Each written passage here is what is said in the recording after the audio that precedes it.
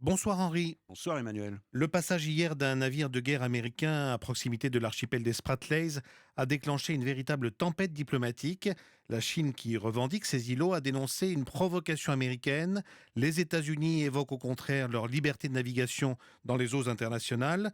Une affaire qui traduit un nouveau palier dans la confrontation entre les deux superpuissances. Oui, Emmanuel, l'océan Pacifique a rarement aussi mal porté son nom qu'en ce moment, puisqu'il est redevenu non seulement le théâtre des rivalités entre toutes les puissances d'Asie, mais aussi le lieu où se dessine ce nouvel ordre mondial dont on connaît déjà les deux principaux acteurs, à savoir l'Amérique, bien sûr, qui a longtemps bénéficié de sa suprématie sur les mers du Sud et qui cherche à la préserver, avec en face une Chine de plus en plus armée, de plus en plus hardie et qui fait tout pour y imposer son statut de nouvelle superpuissance.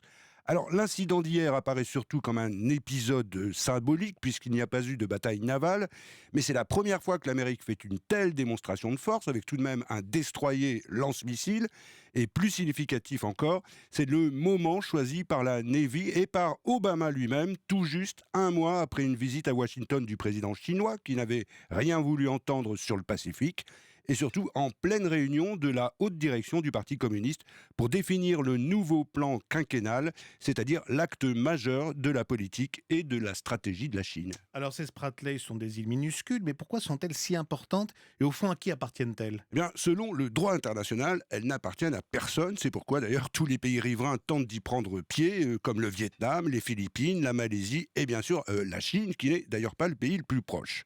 Et si elles sont devenues un enjeu capital, eh bien c'est parce qu'elles sont situées à un carrefour des routes maritimes, là où passe plus d'un tiers du commerce maritime mondial, et aussi parce que leur sous-sol regorge de richesses naturelles et surtout des hydrocarbures. Et pourquoi reproche-t-on aux Chinois d'avoir violé le droit international dans ces îles? Bien, parce que la Chine cherche à se les accaparer par la force. Depuis 3 ans, elle a fait d'énormes travaux de remblayage pour les agrandir, pour les transformer en îles artificielles ou, si vous voulez, carrément en porte-avions.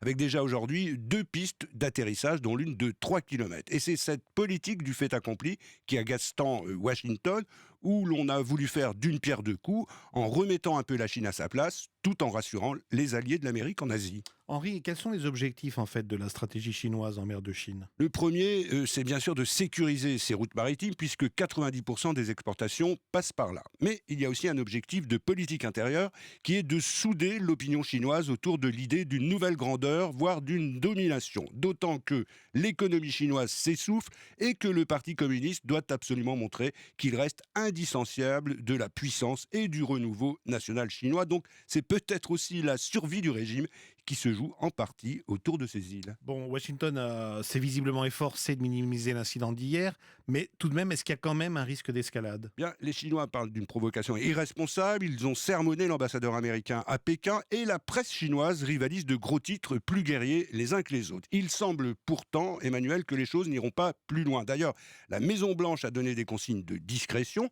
L'Amérique n'a aucun intérêt à provoquer en ce moment une confrontation majeure avec Pékin et de son côté, la Chine sait pertinemment qu'elle n'en a pas les capacités militaires, du moins pas encore. Toute la question est de savoir quelles seront les conséquences de cette crispation, notamment dans la gestion, forcément en commun, de certains grands dossiers internationaux, à commencer dans un mois par celui du réchauffement climatique. Merci, c'était Henri Kirchoun. Europe 1.